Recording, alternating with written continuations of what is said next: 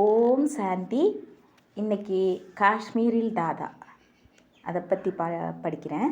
மிக குறுகிய காலத்தில் பலருடைய வாழ்க்கையில் பிரமிக்கத்தக்க மாறுதல்களை ஏற்படுத்திய பாபா சிறிது காலம் தனிமையில் இருக்க விரும்பினார். அதனால் தமது குடும்பத்தினருடன் காஷ்மீருக்கு சென்று சிறிது காலம் ஏகாந்தத்தில் இருந்தார்.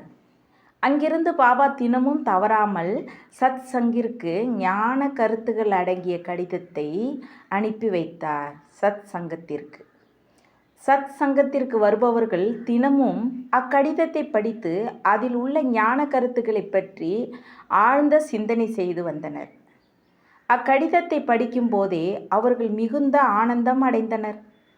புராணங்களில் குறிப்பிடப்பட்ட கோபிகைகள் உண்மையில் சத் சங்கிற்கு வருகின்ற ஆத்மாக்களை தான் குறிப்பிடுகின்றனர். பாபாவின் ஞானத்தினால் வாழ்க்கையின் மெய்ப்பொருள் கண்டு சதா ஆனந்தத்தில் திளைத்தனர். காஷ்மீரில் தனிமையில் அமர்ந்து பாபா சிவபெருமான் அளித்த ஞானத்தை பற்றி தீவிரமாக சிந்தித்து அதன் உட்பொருளை அறிய முயற்சித்தார். நான் என்பது ஒளி புள்ளியான ஆத்மாதான். அந்த ஆத்மாதான் என்னுடைய எண்ணங்களை கட்டுப்படுத்துகிறது, முடிவு எடுக்க செய்கிறது. இந்த உடலை நான் என்று நினைப்பது மாயை. இவ்வாறு கருதினால் துன்பமே ஏற்படுகிறது. நான் சாசுவதமானவன். இந்த உடல் சார்ந்த ஈர்ப்புகளிலிருந்து விடுபட்டு எனது மனதை ஆத்ம உலகை நோக்கி செலுத்த வேண்டும்.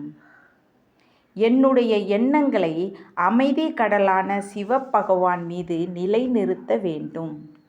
அவருடைய திவ்ய குணங்களை கண்டுபிடிக்க வேண்டும். ஆழ்ந்த சிந்தனையின் மூலம் சிறிது சிறிதாக ஞானத்தின் பொருளை உணர்ந்த தாதா நேரடியாகவும் கடிதங்களின் மூலமாகவும் பலருடன் தொடர்பு கொண்டு ஞானத்தை பரவ செய்தார். மேலும் ஞான கருத்துக்களை தமது வாழ்வில் நடைமுறையில் கொண்டு வந்து ஒரு எடுத்துக்காட்டாக விளங்கினார். பகவானின் ஸ்ரீமத்துப்படி நடந்து ஒரு ஒப்பற்ற உன்னத நிலையை அடைய மிகுந்த முயற்சி செய்து வந்தார். தாதாவின் மகளான தாதி நிர்மல் சாந்தா அவர்கள் தற்பொழுது கிழக்கு பிராந்திய கிளைகளில் இயக்குனர் இருந்திருக்காங்க. ஒரு நிகழ்ச்சியை நினைவு கூறுகின்றார். நாங்கள் ஒரு முறை பாபாவுடன் குதிரை சவாரி செய்து அமர்நாத் யாத்திரை சென்றோம். நடுவழியில் பலத்த மழை பெய்தது. அதனால் பல யாத்ரீகர்கள் திரும்பிவிட்டனர். ஆனால் பாபா எந்த இன்னல்களையும் பொருட்படுத்தாமல் அமர்நாத் சென்றடைந்தார். பாபா சாதாரண உடை தரித்திருந்தாலும் அவர் ராஜ கம்பீரத்துடன் இருந்ததால் அவரை மகாராஜாவாகவே அனைவரும் கருதினார்கள். எனவே பாபா அர்ச்சகரிடம் பனியில் எவ்வாறு சிவலிங்கம் உருவாகுகிறது என்று கேட்டவுடன் அவரும் பணிவுடன் அந்த குகையின் கூரப்பகுதியிலிருந்து தண்ணீர் சொட்டு சொட்டாக விழுந்து அந்த சிவலிங்கம் உருவாகுகிறது என்ற அதன் இரகசியத்தை கூறிவிட்டார். ஹைதராபாத்தில் சத் சங்கிற்கு வருபவர்கள் அனைவரும் தமது வாழ்வில் வியக்கத்தக்க மாற்றங்கள் ஏற்படுவதை உணர்ந்தனர்.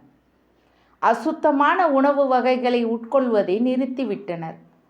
கோபம், சோம்பேறித்தனம், காமம், புகழ் தேடுவது போன்ற தமது தீய குணங்களை அகற்றிவிட்டனர். எதிர்காலத்தின் 21 பிறவிகளுக்கான நற்பலன் இப்பொழுது ஏற்படுவதை இந்த ஞானத்தை அறிந்தவர் உணர்ந்து இருந்தனர். இப்பிறவிக்காக பொருள் ஈட்டுவதை விட வரப்போகும் 2500 வருடங்களுக்கான பலனை ஈட்டுவதே சால சிறந்தது ஆகும். இதற்கு மிகுந்த பிரயத்தனம் ஏதும் செய்ய வேண்டிய அவசியமே இல்லை. இருக்கின்ற விகாரங்களை களைந்தாலே போதும். மனிதன் தேவனாக ஆகுவதற்கான இத்தகைய எளிய வழியை பகவான் ஒருவர்தான் தர இயலும் என நம்பினார். சத் சங்கிற்கு முதல் முறையாக வருபவர்களும் சுலபமாக ஆத்ம உணர்வு பெற்றதாலும் பலர் மனக்கண்ணால் பல திவ்ய காட்சிகளை கண்டதாலும் அங்கு வருபவர்களுடைய எண்ணிக்கை அதிகரித்து கொண்டே வந்தது. தினசரி வகுப்பிற்கு சுமார் 200 ஆத்மாக்கள் தொடர்ந்து வந்து கொண்டு இருந்தனர். தேங்க்ஸ் பாபா. ஓம் சாந்தி. நாளைக்கு ஒன்று பார்க்கலாம். இது கொஞ்சம் சின்னதாக தான் இருக்குது.